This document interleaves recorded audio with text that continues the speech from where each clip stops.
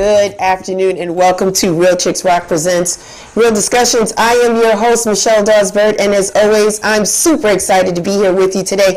It is a beautiful day in the neighborhood here in Atlanta. We've had 70-degree weather this past week and it's been gorgeous. People are out letting the sun kiss their face, getting their vitamin D. We are just so pleased with the weather here. Our hearts are going out and our prayers are going out to people in the Ukraine. It's just been an interesting turn of events since the war has started, just the attacks. I've seen some casualties in reading the news this morning, so it's just been a very interesting and trying time for us holistically, right? Gas prices are going up. We're starting to feel the impact of everything that's going on all the way around the world. But it is what it is. Unfortunately, we're just going to keep praying and keep doing what we're doing. Like I said, here in Atlanta, it's a beautiful day. And I just want to thank all of the people, all the new listeners that are checking us out today. Let me just give you a little background about what Real Chicks Rock is all about. It's all about creatively collaborating and connecting to raise awareness regarding the issues that impact us women. That's right. And we do it by way of community service, public speaking, mentoring, workshops, and the arts. This has been our 6th season in having these conversations with interesting people that I think that have done some legendary work. People that have been maybe focused on the community, just about change, just giving us tools and strategies to help us do things differently as a community. And today is no different. Today is more on the entertainment side. You're going to learn a little bit more about me, but it's really all about my guest today. Today's topic is We Are Hip Hop, and my guest today is Mr. Biggs of the Soul Sonic Force. Mr. Biggs! Peace. How you doing? How you doing? I'm good. How are you? That intro was kind of funky, man. I like that. You're looking good, my friend. You're looking good. I want to get right into it. Tell the people, where you from? Where you from? Born and raised? Born and raised, Boogie Down Bronx. Mm-hmm. Born and raised. I was actually, my first couple of years, I was living on Gun Hill Road. And but that's from birth, and then I moved to Bronx River in 1970. Okay, and those are the years I want to kind of focus on. Yeah, those are the years I want to focus on. So tell me, what was it like living in Bronx River, 1970 and then some? What was it like, Biggs? Tell us. It was had a lot of change of events, a lot of ups, a lot of downs. A lot of gang activities. Mm-hmm. But one thing about the gang, like before we was Black Spades, it was a group called Power. And but one thing we did in Bronx River was we kept the other gangs outside of Bronx River. Like we would never allow nothing negativity as far as rumbles and things take place on Bronx River. Mm-hmm. Any beef that had to be settled or whatever, we always took it to their project. Mm-hmm. We always protect our project. Like we let no one in our project. Heard that. Yeah. I heard that. And I think we felt that, Biggs. I think we felt that. For those that don't know, I was born and raised in Bronx River Projects myself.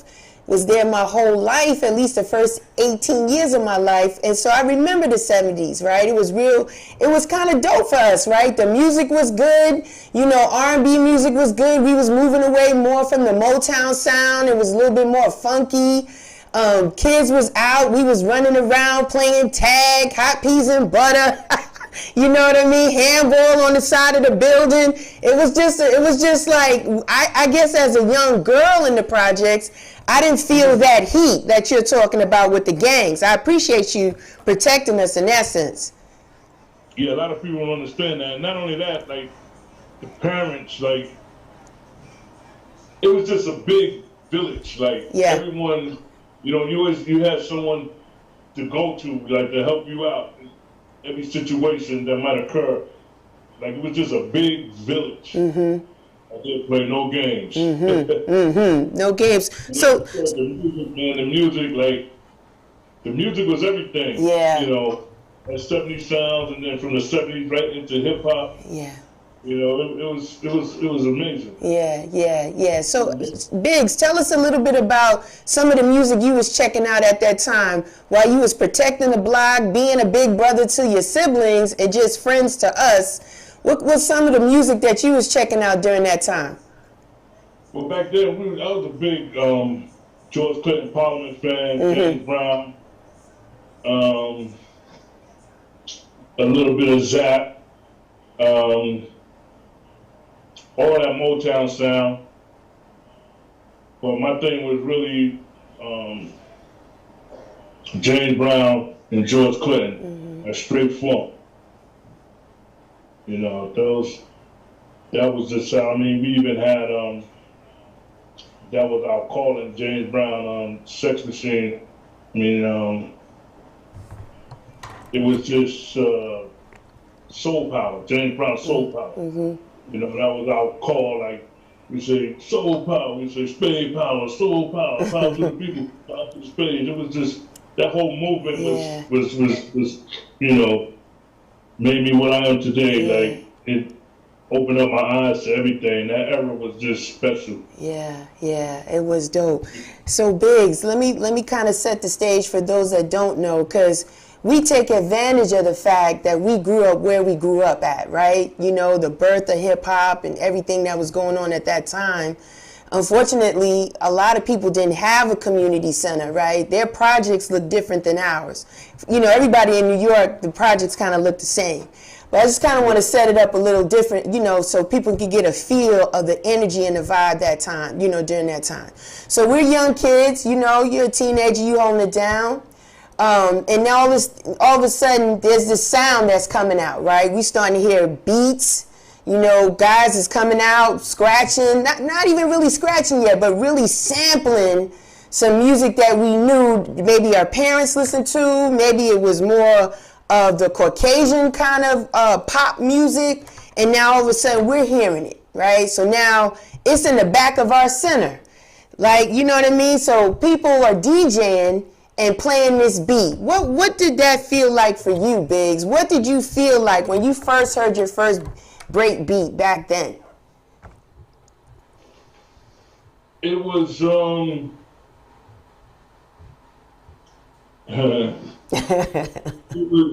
was a great question.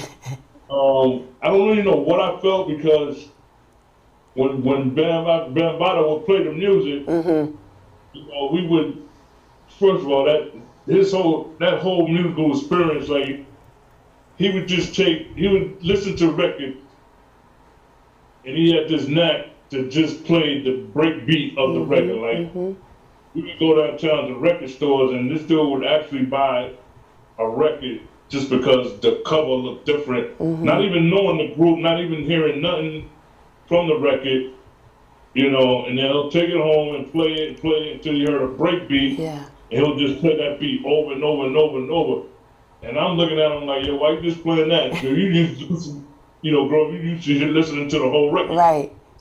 He would make that break beat a whole record. And it was just amazing, you know, it was just amazing. And then everybody gravitate to like the break beat, and then it just brought out a different, you know, what we call b-boy, a b-girl, break dancing, and it just took people somewhere else. And a lot of DJs wasn't doing that at the time. Like, you know, everybody credit Kool Herc, you know, salute to Kool Herc. But I would never ever consider him the godfather of hip hop, because I always said Bam Bada is the godfather, but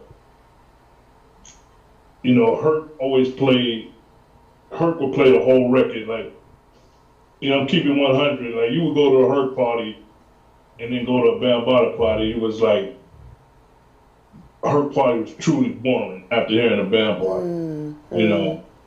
And then everybody said it started in 73 at this block party he's supposed to be throwing across the Cedric Avenue in the Bronx. Well, we was doing block parties in Bronx River forever. Come on.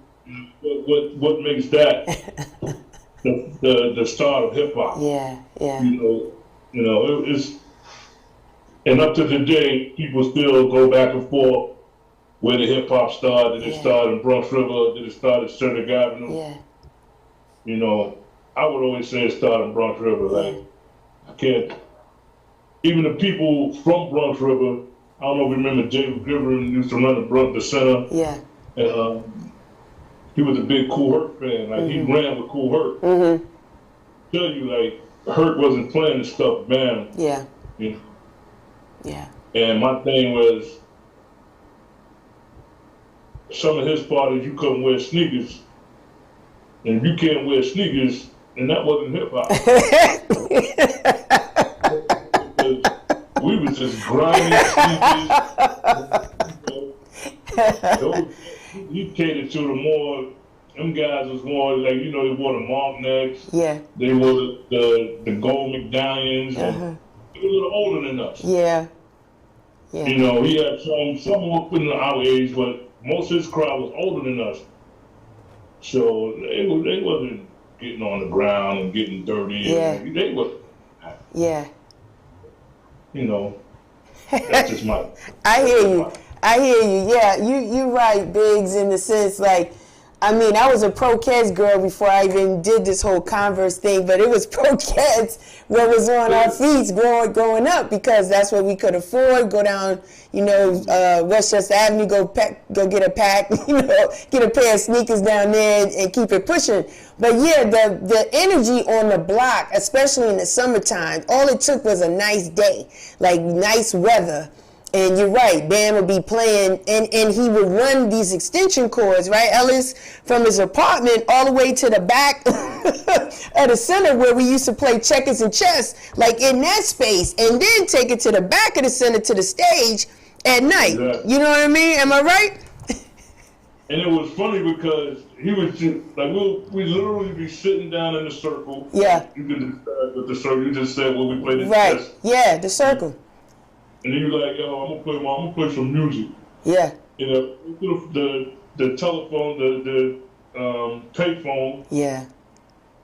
You know, we would literally make 2-3 calls, and next thing you know, it was like 100 people in the project. Yeah.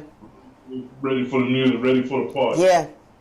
You know, that, just think about that. That like was amazing. Like, this dude would literally make 2-3 phone calls, and next thing you know, you got 200-300 people. Then we take it from there, put it in the back of the center, and it was just great time. Like, those days, like, never be duplicated. Yeah, I'm trying to tell you. We never really kept it, you know, that stuff on tape, and you know, because that whole moment, that whole time, is just lost. Like, only in the memory, you know, those who were there. Yeah, yeah. And that's why Biggs, this conversation with you today is important, because you were one of the architects. You know, you were there. You could share your story and tell us how it was, and it's documented. So I want to say thank you for taking the time to talk with me today. I want to ask you this, Biggs. How did you guys form Soul Sonic? How did that come about? Well, first, when we started, it was just 3 of us. It was Bam with the DJ, brother named Cowboy, not Cowboy is down with Flash. His name was Cowboy. He lived in Bronx River also. And it was myself, Cowboy, and Pepsi. Bam we doing a DJ. He was playing music behind, remember Corvettes? Yes. Going back now. He was playing a building behind Corvettes in the basement. He was doing a party for summer. And he got really tired. So he's like, yo, I need another DJ. That's when he got Zombo. Jonathan. He's from Bronx River too, one of the original Zulu Nation breakdancers. And then I was the youngest of the other 2 MCs. Pepsi went away for school, and the Cowboy became Muslim. And so it was just me. And then Charlie Rock came on, then Powwow.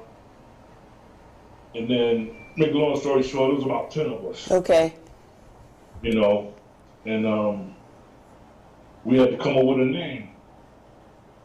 And we was all into this funky, soul sonic, just force. Like we just wanted something powerful, like a soul sonic boom.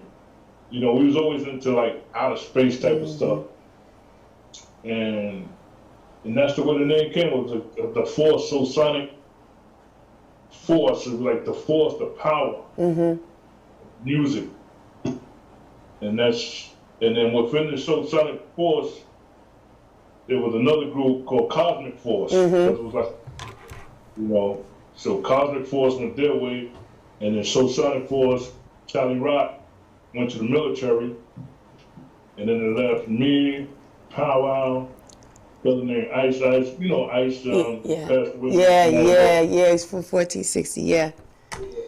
He was the original Soul Sonic Force, and then he started working, started making moves. So it was just me and Pow Wow. Then we got Globe. You know, and then we started from there. You know, next thing you know, we in the studio. Actually, we did our first record was with called Zulu Nation Throwdown on Paul Whitney's label. It was Cosmic Force was on one side, we was on the other side, and we were supposed to join. We were supposed to be part of Sugar Hill. That didn't work out. I'm glad it didn't. Okay. No, that was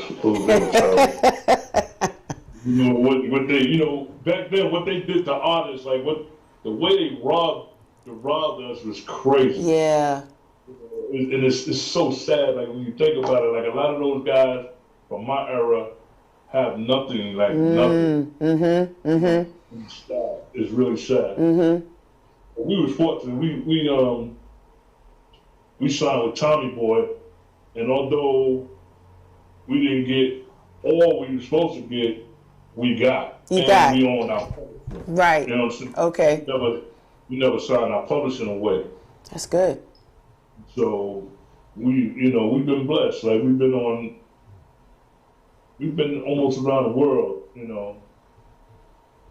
And just to see where it was and what it is now, you know, it's a blessing, because when we would tour back then, there was no other rap groups. It was us, Furious Five, Sugar Hill Gang.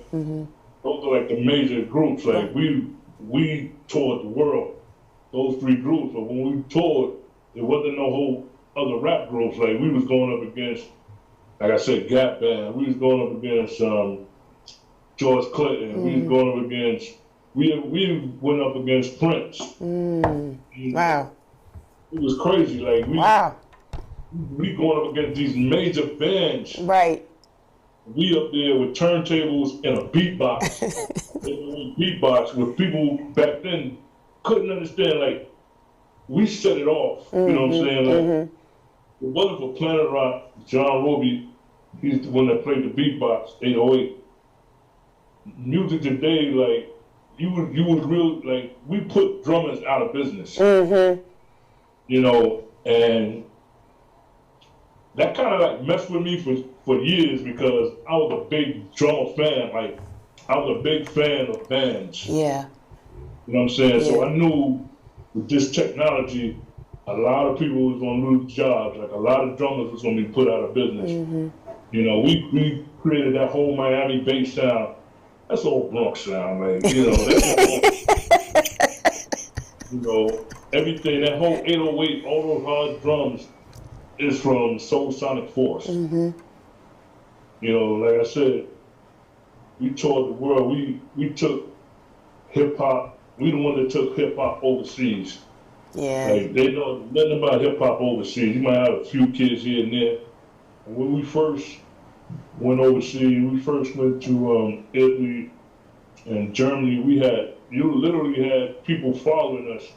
They thought we was the new Black Panther movement, because we had all these kids. When Planet Rock came on, they would just go crazy. So they thought we were sending a message in our music. They had, oh my gosh. We our music backwards, seeing that we telling the kids to do crazy things. Wow. Wow. That's heavy. That's heavy. That's heavy. That's heavy. And like the people that would take us around, It was like, yo, did you guys do anything? Like, what are you talking about? He said, you guys are being followed. CIA, FBI is following you. Wow. And I'm like, what do you mean? And then we found out later, excuse me, and they really thought between the Soul-Sonic Force, our following, and then the Zulu Nation was an army. Right. They thought we was the new Black Panther Party. So it was crazy, man. We would have our beepers go off and insist it would be the FBI on everybody's beeper. Wow. The call was FBI. Wow. They thought we was this new black youth moment that had to be watched.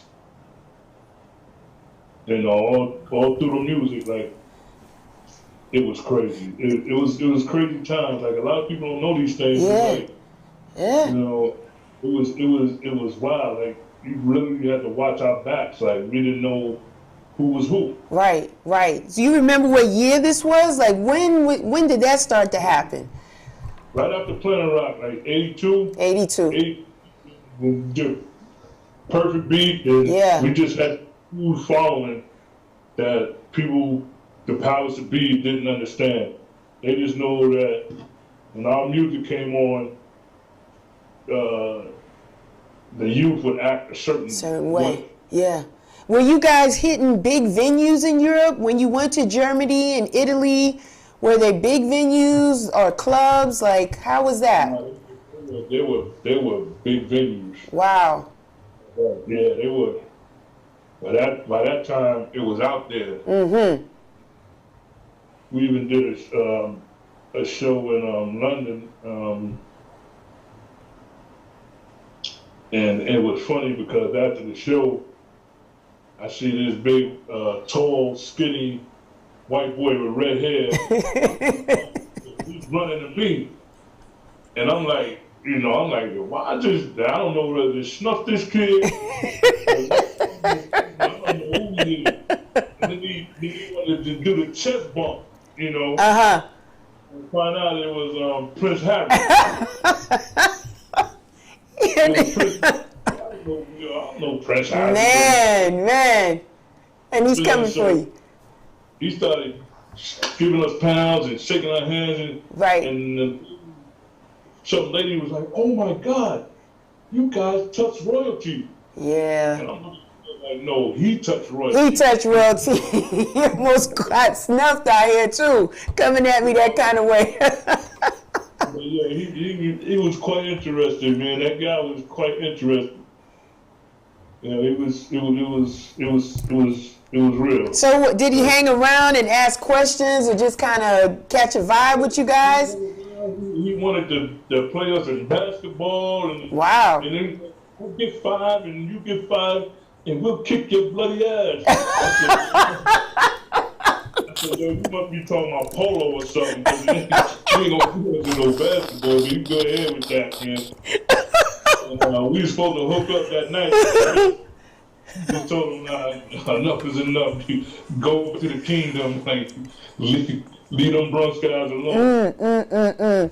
So Biggs, how long did you guys tour? Was it kind of like through the early 80s you guys were touring Europe, or how long did that last for you?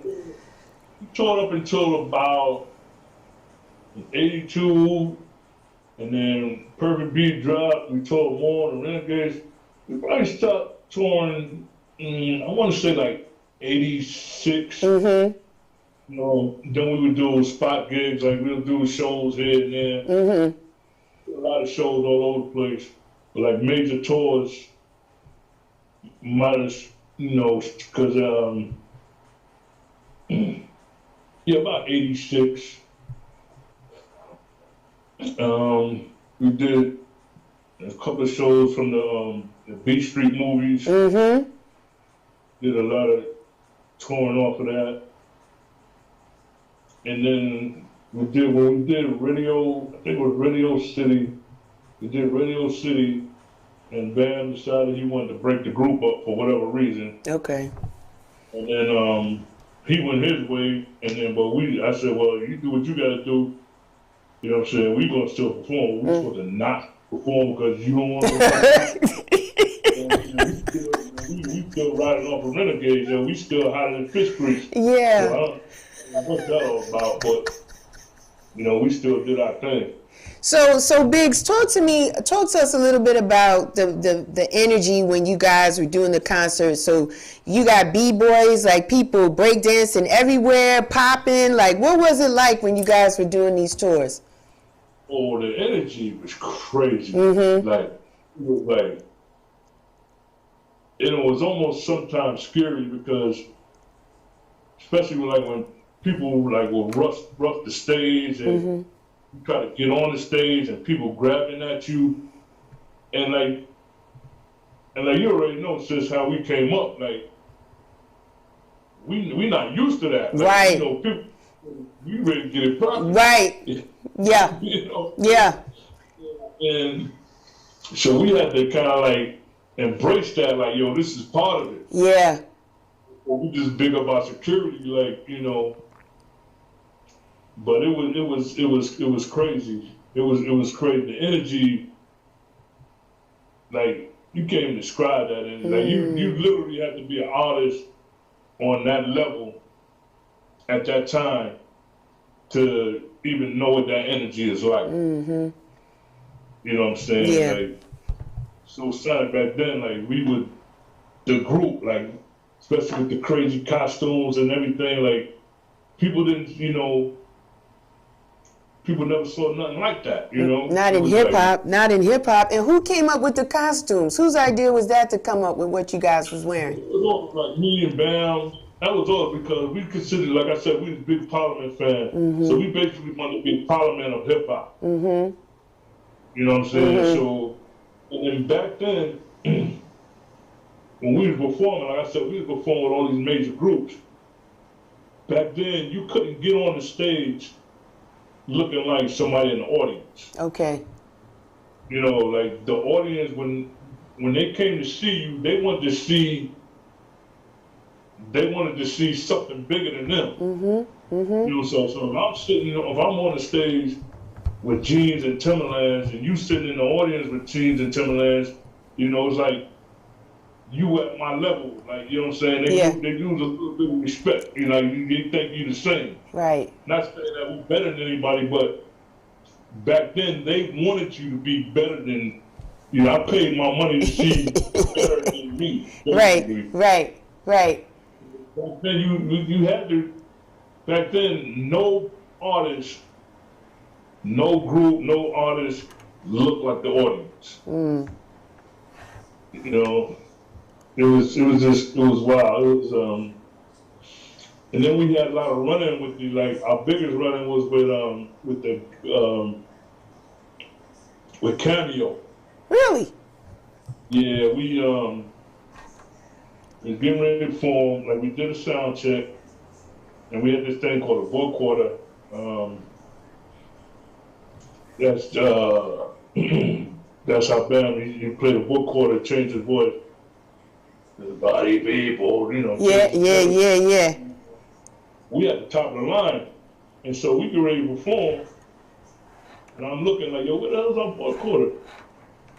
And then come see, Cameo has it hooked up to their stuff. What? So me from the Bronx, I snatched it all out, snatched it up, bring it back.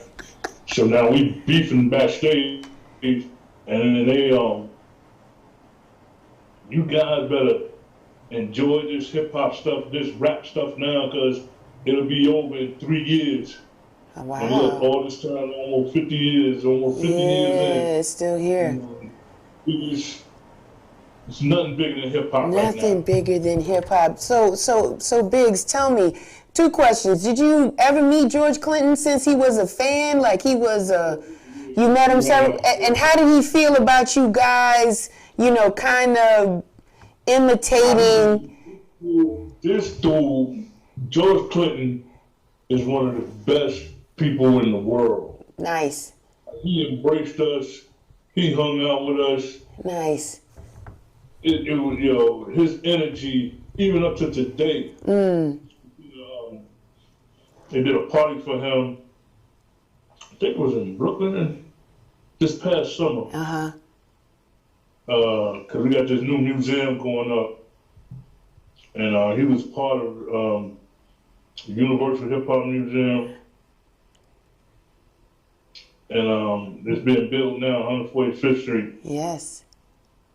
And he was, we was giving him a tribute, and he performed and everything. But he's like 80-something, but his energy is still crazy. You know what I'm saying? He's like, but this guy, man, he's amazing. Yeah.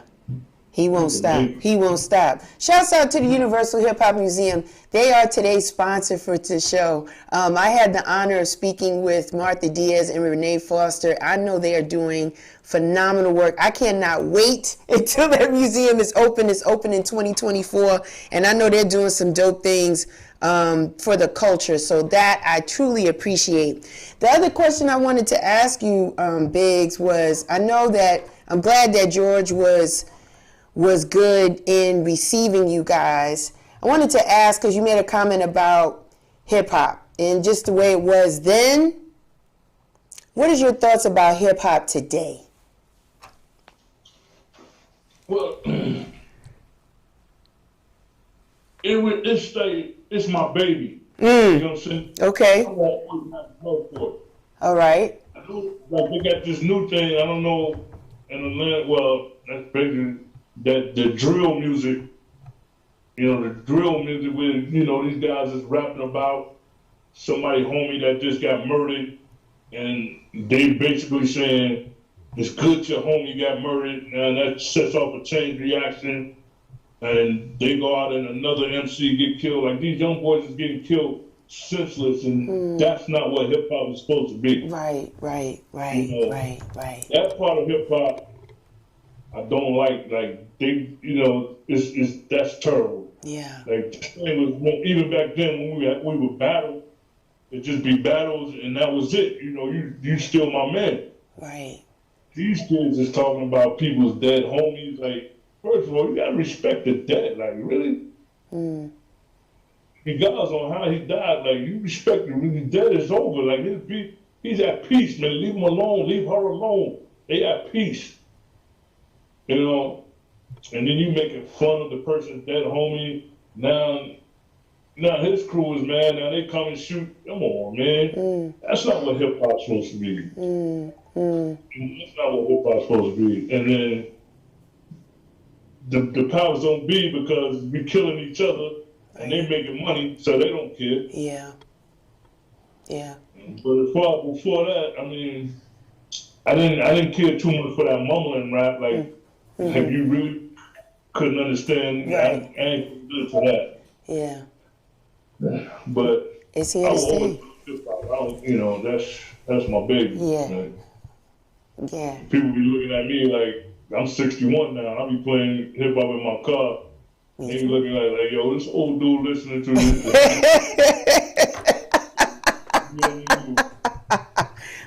Hip hop will never die. It's always going to be here. It's always. I listen to it too. I wanted to ask you, Biggs.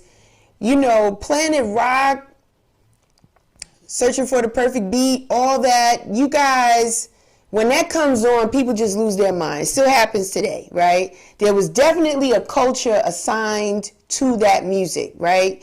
The sneakers, we talked about it. Then we graduated to like shell toes, whatever, right? Straight leg Lee jeans, denim jacket, right? Members only jacket, like Kango hat. Like there was a certain look that went with b-boying, right? As you b-boyed. Now I feel like, and we can see it more now, Biggs, on social media, that whole b-boy culture is really big in like Asia, right? You see a lot of Asian persuaded people, male and female, like doing it, like wearing the windbreaker suits like we used to wear back in the day, spinning on their head, doing the moves, the whole thing. Like, what's your thoughts on that? Like, have we lost it, or are they just kind of preserving it for us? The culture as we know it, yeah, moved on. Like these kids, like hip hop is just a branch of the culture. Right. These kids today is basically too rich for the culture. Ah. These hip hop, as far as just using the rap aspect of it, like these kids is millionaires like out the gate. Yeah. You know, they paying the money, so they're not wearing, you know, they're not wearing the Adidas suits and like it's all overseas now. Overseas, they still respect hip hop to the fullest. Yeah. The culture, they respect the culture to the fullest. Over here, like you might have a little here, a little there, but these kids today is just different, man. Like they went $300, $400 belts, and you know what I'm saying. My first car was a damn Volvo. These kids are pulling around Lamborghinis and Bentleys, and it's just different. Like they don't care about the culture. They just rep one aspect of the culture, which is the rap. You know, the rap. You know, they don't care about the dancing. They don't care about the graffiti. They don't care about the style as far as dressing. You know, they just want to give all their money to Gucci. And hey, it's just times of times. Times has changed. You gotta go with the times, man, because the culture itself, like you said, it's all overseas. If you want to just that real hip hop culture, like I said, you might find a little piece of it in Florida. You might find a little piece of it in California. A lot of areas still rep the culture of hip hop. Even some parts of New York. Okay. You know, like Lower East Side, you know, it still represents the full culture. That's why the museum is so important. It's important. To let people know what the culture is, like the culture. Yeah. But these kids today, everything is a dollar bill. Like the money that these kids see today, you know what I'm saying? We did one show because we also, my man Mick Benson, he do art of rap. And the art of rap is, they book a lot of artists like myself in that era, and they do little like tours all over the United States. And this one show, he did, I think it was in Michigan, and he had 50 cents. And I've literally seen him just get this guy a briefcase full of money. I don't know how much was in it on what he's getting per show. And I'm like, yo, this is different. These guys, you know, you get a promoter wanted Lil Wayne, and the dude was like, the person he was talking to was like, well, he'll do it for you, but it's like $250,000. I'm like, I just looked at the phone like,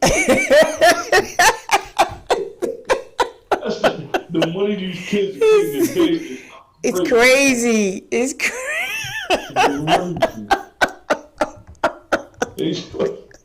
I'm doing 2 shows. You already got a house. Oh my gosh. Oh my gosh. Oh my gosh. I mean, I'm glad hip hop made it that far. Like, word. You gotta pay these people, man. Like, you gotta pay to see them. You gotta pay. Yeah. You know. And this is the thing. We doing this shit for free. Yeah. And the money and don't get me wrong, we make money. Yeah. Nothing like the shit these kids Yeah. And I think you made some because of your touring. Like you had a great opportunity to tour the world. You know, you kept your publishing, right? So you own the music and that type of thing. So you guys were smarter than most, because a lot of people just did it for the love and really didn't think that it would be around as long as it was, right? It was like a hobby. They was good. They flowed. But you're absolutely right. Unfortunately, a lot of the cats that we heard of when we first heard about hip hop, they're not around, or they are and they're not anywhere near touching any kind of money. And I gotta say something definitely to the Universal Hip Hop Museum, and also Rock the Bells Radio with LL Cool J. Just really, since he's taken over, it used to be Backspin and now it's Rock the Bells. I see him strategically like putting people on, like Cass is on, and Roxanne Shante, and some people that was like back in the day, like underrated, undercut, but we knew they were fire, and now they have a platform, and they're sharing the stories, and they're bridging the gap. That's one thing that's important, Ellis. I mean, Big, the fact that you're out talking and touring, you're bridging the gap, because people need to know. A lot of people know hip-hop, but they don't know hip-hop. So when you share your story, that gives them the sense of the foundation. And so we want the foundation to be there, you know what I mean? So that they can continue to build on top of it. But yeah, it's a change. It's more money, because the powers that be know that this is a genre that's not going anywhere, right? We had to learn through MTV and through those type of mediums to show us that people that didn't look nothing like us was buying these CDs, was going out, spending the money to the concerts. They was out there, you know what I mean? Because again, still, money wasn't always our friend, right? So we always couldn't roll like the way some other people could roll. But yeah, they was paying the money to see people like yourself performing. So, if they put a big tour together, would you do it? Biggs, would you tour again? A big one. The last tour we was on was big tour. Was that Art of Rap tour? Okay. That was like 16 or something like that. Okay. 2016? Yeah, 2016. That's not bad. Okay. We still do shows here and there. Like we got shows coming up. Right. The virus shut down everything. Yes. Like almost, Yes. That shut down the game. Yeah. So it was like we always do a bunch of shows in the summertime. Mm-hmm. Those summers was done. But I kind of like the state of where hip hop is, and this is where it's supposed to be. Okay. It's on this level now. Because a lot of bricks was built, to get it here. Mm-hmm. And I don't mind, I don't mind taking the licks that we took in order for the game to be where it's at. Right. Okay. We had no one to tell us about publishing, you know what I'm saying? And we literally had lawyers that was our first lawyer, everybody say, go black, you want to stay with your brothers, you stay with your sisters. Our first lawyer, Joe Barnes, he was a black lawyer. This dude ripped us off like crazy. Wow. You know what I'm saying? Wow. It was crazy. We had to get a white lawyer to go at him to straighten it out. Back. Yeah. You know what I'm saying? Yeah, to get it right. Yeah. Yeah. Well, now we have a sister lawyer, Lita Azario is her name, Azario. And she's no joke. She's from out of Washington. And we got with her about maybe 4 years ago. And this lady got us so much money that we didn't know that was out there. Wow. That's what's up. I said, that's what's up. Yeah, like Lisa Rosario, like my whole thing is like, I respect women to me, everything I do, I put women in charge. I know women get the job done. You know what I'm saying? Yeah. Like people say whatever they want, they get the job done. You know what I'm saying? And with my one thing, like, it's me, but my wife make the calls. You know what I'm saying? Like, she makes the calls. and then my youngest son, my sons. But she's Mr. Big Munch. I hear you. Women get the job done. Yeah. Like everything I ventured, when a woman was up front, it just got done. It just got done. It got handled. I hear you. I hear you. Talk more about the wine. Can we get it? What's the name of the wine? What's going on? Has it been around for a minute? I'm just doing online, MrBigsWines.com. I got 5 wines. I got a Moscato. It's a sweet, a Brighetto, which is another sweet. All my wine is from Italy. I got a Chardonnay, a Pinot, a Merlot, and all my wine mostly from Piedmont, Italy. And it's really good wine. You know, you can check out my website, MrBigsWines.com, and it's been doing good. You know. How did you get into that, Biggs? How did you get into the wine space? Crazy because I was selling Soulsonic Force T-shirts over the internet. And my buddy I went to school with, Ray, brother named Ray Ramos. He was in the military. When he left school, I graduated before him. And I went to school to play ball. He went to the military. He made a career out of the military. And when he was in the military, he was stationed in Italy. Then from there, he got involved in wines back then. So fast forward, like I said, I was selling T-shirts about 5, 6, 7 years ago. And so he called me, he hit me up on Facebook. Yo, Big, what's up? This is Ray. I know a whole lot of Rays. So when he showed me a picture, I said, yo, what's up? He said, well, Big, you want to get into the wine game? And people always asking me to invest in this, that, and the other. And I just listened like, yeah. He just kept calling. So I said, yo. So I fly down to Florida, meet with him. And then he took me to meet the winemakers.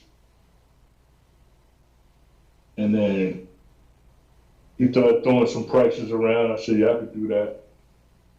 And then I just took to it. I was like, yeah, I like this. I like this. And then basically it's not what you know, it's who you know. Right, like, okay. Just getting in with them, young lady named Daisy and her family,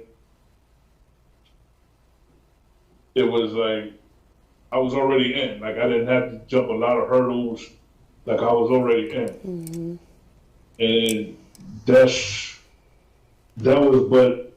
people don't understand, but it's, because a lot of people say, yo, Biggs, I want to get down, I want to get in the wine game. I don't try to be funny. I let them know, like, because I don't want to waste your time, and I don't want you to waste my time. What kind of money you got, because it's money. Yeah, yeah, okay. It's a lot of money. I mean, just to get my warehouse, I literally had to pay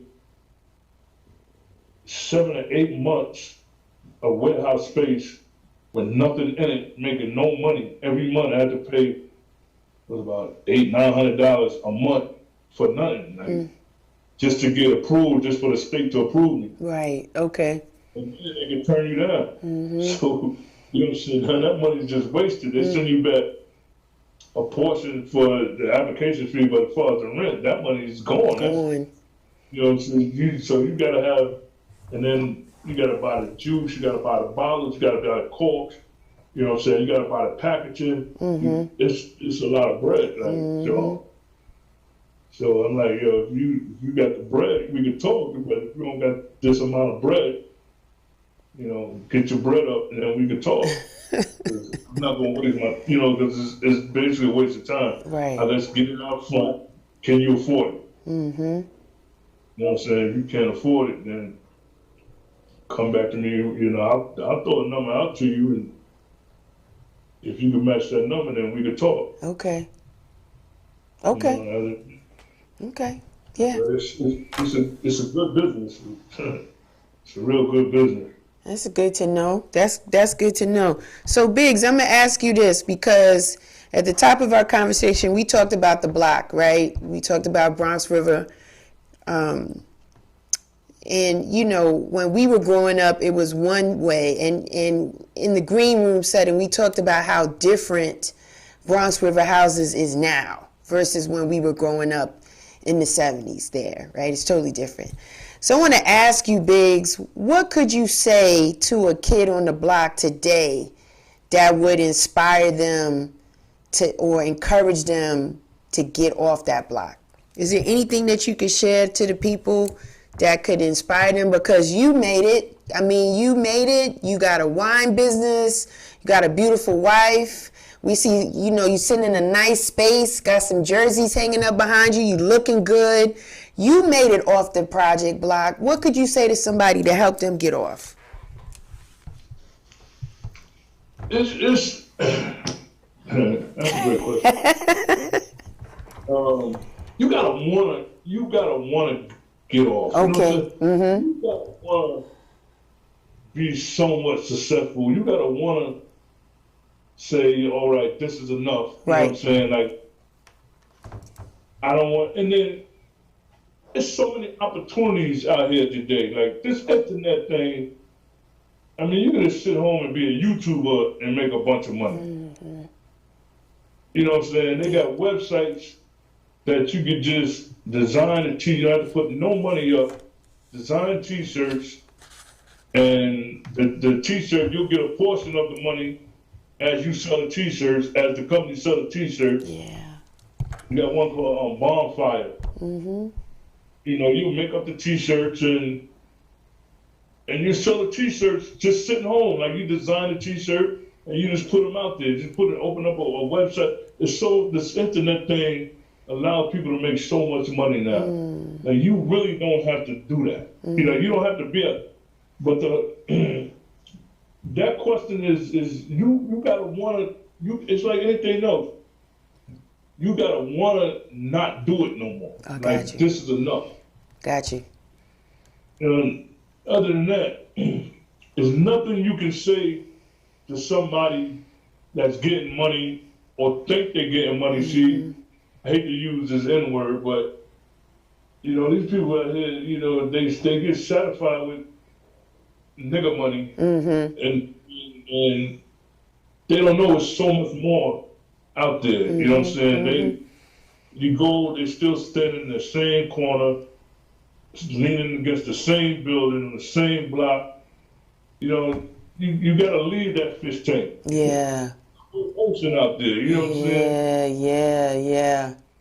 That's good. They don't want to. You gotta leave that fish tank. Get about that tank, man. It's an ocean. It's so much more. Like a lot of kids say, college ain't for them, but today it's a college for everybody. You know what I'm saying? Yeah. Go to college. Like I'm not saying you know you get a degree gonna make you any richer, because a lot of people rich don't even have degrees, but just to get out, just to meet other people. You know what I'm saying? It's all about networking, meeting other people. You know, you'd be surprised the little simple thing that someone would say to you that would send that light off in your head, like, oh, okay, I can do that. You know, it's nothing on the block, like it's nothing in the hood. It's nothing. You know what I'm saying? Yeah. I go now. I go to Bronx. Like I told you earlier, I went by Bronx River a couple of months ago, and I'm just standing on the outskirts, and I'm looking up at the building, and I was like, the buildings. I'm like, how can people not be stressed out? Yeah. Living like this, and you want people everywhere around you, like you can't escape. Yeah. But you can escape if you want to escape. You know what I'm saying? Yeah. Every individual has to want to do it. Like you gotta want more for yourself. You gotta want more for yourself. You gotta want more for your family. You know, you gotta value your life. You gotta value your time. Yeah. You know what I'm saying? You got to value your time. You got to put a value on your time. If your time is just work, standing on this corner, making like, you ain't making no money. I mean, people in the 80s was making money. They ain't making, there's no money out there today. You know, your life is way more valuable than that. Yeah. Wow. People don't put value on their life, and they don't put value on their time. You know, I tell the kids that I coach high school football, and I tell the kids, like, yo, you are valuable. Like, your time, your life, everything is valuable. You know what I'm saying? I tell the kids, like, everything is currency, like the Bitcoin. I said, don't look at your grades as just a grade. Put a value on your grade. You know what I'm saying? Like, that's 70 or 55. You just put $55 into your bank account to get your scholarship. Where you sit in that same class and you got 85 out, you got 85. Now turn that into currency. Like, you put $85 into, because everything, you know, we get these kids these scholarships. Nothing no worse than a college want a kid real bad and he don't have the grades. You know what I'm saying? Yeah. That's like crazy, because, you know what I'm saying, we made you this athlete and all these schools want you, and you sitting in the class failing. Like, put a value on your grades. Like, it's not a 55 no more. It's $55 you put to that bank that's gonna get you into college. Yeah. When you sit in that class and you could get an 85 or 90, now you put $90 in, you know, put a value on your grades. Because at the end of the day, it is value, it is money, because you need those grades to get into college. Yeah. You know what I'm saying? Like, we losing kids getting full scholarship because you want to mess around in class and you don't put a value on your time. You don't put a value on your grades. You know, and then it's rough. It's crazy. You know, you get kids, D1 schools wanting your kid that you groomed from the 9th grade. You're like, yeah. Then you go to the board like, oh man, he only got a 72 average, and he got to get a 1200 on SAT or something. No, he's not gonna get that. You know, it's crazy. It's crazy. So basically, you got to put a value. Your life got to mean something. Your life got to be more than that corner. Yeah. You know what I'm saying? Your life has to be more than that corner. More than the block. Yeah. More than the block. More than the block. That's awesome, Biggs. That's awesome. You're right. You know, as a little girl in the projects, I remember just looking out the window and seeing people walking by, and I said, when I get off this block, I'm not coming back. You know, and I said the very same thing you're saying, that there's a bigger world out here. I gotta see what it is, because a block is conditioned to have you thinking that's all that is to life, is that. And you have to just be like, I know it's gotta be more than what is here. And it's no diss, it's just an individual thing. And you're like, once you get going and you expose yourself to different types of people, that networking you're talking about, you know, and God hears what you're thinking, I'm telling you. And if you say it, you know, it starts to line up. You start meeting different people and doing different things, and your thirst starts to change, and you want to do different things and see different things, and it just, so, you know, I appreciate you, Biggs. I appreciate you because you are an example, right? You know, you came from Bronx River and you doing it. You did it and you still doing it. And I want to salute you. I want to thank you for being the guy that you've been. Yeah, this is it. This is good stuff. How can people find you, Biggs? How can they find you? If they want to reach out or see when you're touring, what's going on? On my Instagram, go to Mr. Biggs Wines. So Sonic_Biggs on my Instagram. And so Sonic Biggs on my Facebook page. Those are, yes, that's how you can find me. Okay. Find out what's going on. I'm gonna order some wine. MrBiggsWines.com. You know, order a couple of bottles. I'm gonna order a bottle. I guarantee you I love my wine. Yeah, the Moscato sounds good. Yeah, was really good. Yeah, that's what's up. Thank you, Biggs. I want to thank your family. I know your siblings, so I'm gonna shout them out.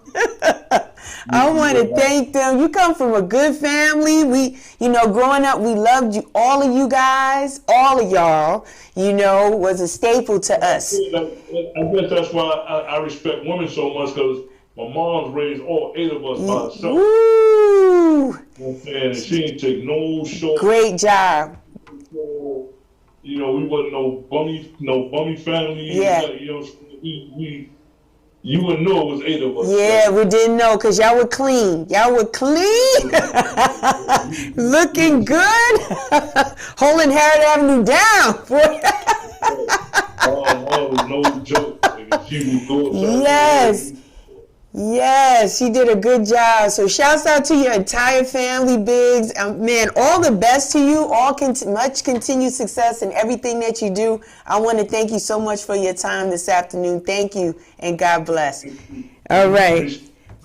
All right, that's my time. You guys know me. I'm Real Chicks Rock. I am everywhere. You can find me on Instagram, Twitter, Facebook. Go check out the website, realchicksrock.com. You need to cop one of those T-shirts. We were talking about T-shirts today. You need a Real Chicks Rock T-shirt on your back. The weather is changing. You're gonna look good in it. Yo, when you get the T-shirt, take a picture, tag me. Real Chicks Rock, so I know, so then we can repurpose that picture and let everybody know how good you look in the brand. Thank you so much. And for those that are listening, Frankie Crocker was my idol growing up in New York City, and I always want to close out the show with what he said when he closed out his. May you live to be 100, and I live to be 100 minus a day, so I never know that beautiful people like yourself had passed away. Until next time.